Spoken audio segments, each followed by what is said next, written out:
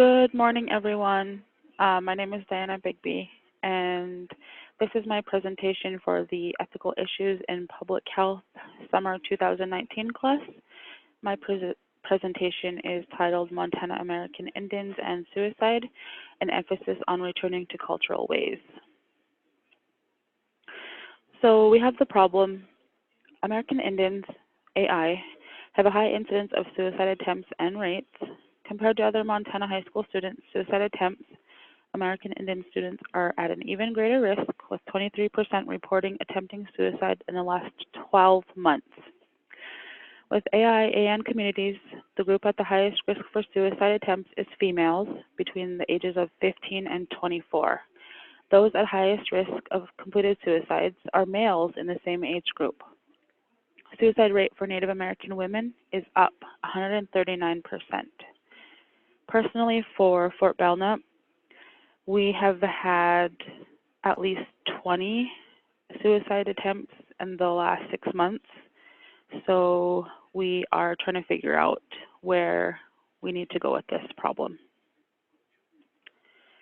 Cultural eradication policies. I want to talk about a little bit about the history of American Indians and kind of why they are the way they are today. So reservations. In 1851, Congress passed the Indian Appropriations Act. It was created for the Indian reservation systems, and it provided funds to move the tribes onto farming reservations and kind of keep them under control and keep them pent up. Indians weren't allowed to leave the reservations without permission. The Dawes Act of 1887, it was like used for assimilation into mainstream American way of life, quotes. So also part of that is the boarding school era. It was pretty much kill the Indian, save the man. We've heard various horror stories of verbal, physical, sexual abuse at many boarding schools. A lot of the kids were subject to a lot of traumatic events there. Cutting hair, not talking the language, dressing like a colonizer, all of that. Oh, taken from their homes, taken from their families to attend boarding schools. So the Relocation Act of 1953, it was pretty much for a termination. And a lot of families had the option to move from the reservation to more urban areas like Chicago, Denver, Los Angeles, Seattle, and more. And this picture it just shows a group of Native Americans in Browning, Montana, lining up to get their rations. That was part of the reservation Indian Appropriations Act. They provided rations for American Indians to rely on them because they couldn't go outside of the reservations anymore and hunt. So that picture is showing how they got their food monthly. Ethical considerations. The communities are recovering from historic trauma due to U.S. government policies. Right now, resiliency is being realized and healing is beginning. Experts suggest that experiences of trauma, poverty, and limited access to mental health care could place American Indians and Alaska Natives at a higher risk for suicide. AI and AN women also experience more violence than average, including sexual assault and intimate partner violence. There are high rates of alcoholism and methamphetamine use due to the lack of appropriate coping skills to deal with traumas. We have low-income communities, which is lack of jobs and resources to grow, lack of transportation. A lot of people don't have vehicles to get to the places they need to get to for services. There's a big distrust in the government, obviously, for historical reasons, and then distrust in our health provider because we don't have a permanent, per se, health provider. We have doctors, providers in and out constantly, so we don't have like a constant figure for someone to have trust in them. Some of the goals that we have to deal with the issue would be to provide QPR training 4 times a year. We would just do advertising for the community members and employees to get trained on appropriate responses for if someone says that they're suicidal or, they're thinking about it, or if they come in contact with someone that has tried to commit. Provide appropriate referrals to Indian Health Services from tribal programs, or vice versa. There's a disconnect between Indian Health Services and the tribal programs a lot, and just working together and figuring out how to combat the problem is something that's needed. Indian Health Services provide appropriate response and follow-up of individual cases, more training for staff.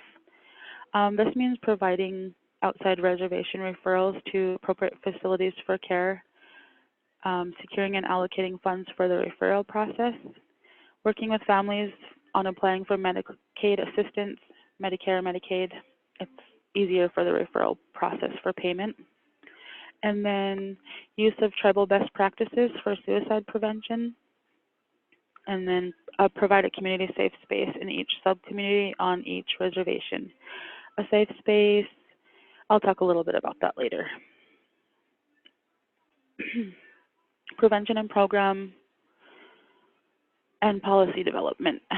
So for primary prevention, we have development of texting applications for local youth to connect with local psychologists and other counselors available, or whoever's on call. More classes for youth after school and in the evenings. Media for phone numbers to hotlines throughout communities. Secondary prevention is in-school presentations about coping skills. Provide warning signs trainings at schools for faculty and staff and students. Tertiary prevention would be follow-up programs for those who attempt suicide and were seen, and provide appropriate services through Indian Health Services or the Tribal Empowering Inner Strength Suicide Prevention Program. For policy, implement a policy for Indian Health Services to apply for and set aside funds for specific suicide prevention interventions and referral for care, as well as for follow-up. Tribal response on the steps of developing programs for teaching coping skills. Tribal programs take cultural approach to care and healing processes. So back to this community safe space program. Local community members, they'll be volunteering to be a part of the program.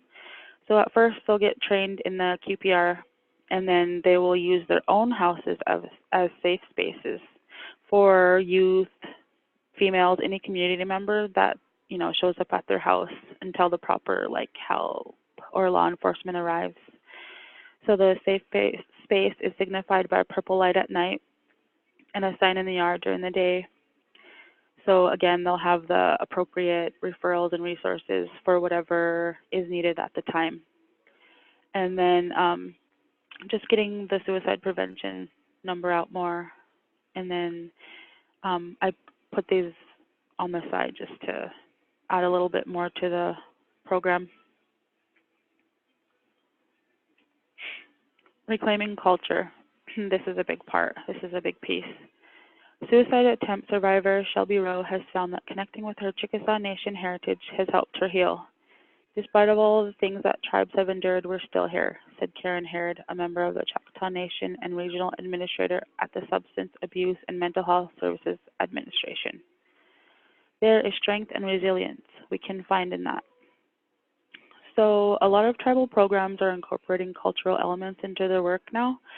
Some of these things are naming ceremonies because a lot of American Indians, they don't have their quote unquote real name, which is considered an Indian name. Regalia making classes, dance classes, beading, invitation to ceremonies, participation in powwow, singing, respecting and use of traditional tobacco the right way, cooking with indigenous foods, hunting, clan systems for families to come together, cultural preservation, and more. So Fort Belknap Indian Community, the reservation where I am from, has declared a state of emergency. Fort Belknap has declared a state of emergency due to the recent instances of suicide attempts and suicides within the community. This declaration was formed in hopes of qualifying the tribe to receive federal funding or support for tribal programs for response. So I'm not really going to read through this document, but if you want to, you can take the time to read it. It's just pretty much put out there for the need for new policies, laws, and agreements that can restore and support the quality of life of our people here at Fort Belknap. A lot of them are facing trauma, behavioral issues, poverty, and addiction. So we as a community are stepping up to try to get more funding for help for our community. These are just the references. Thank you.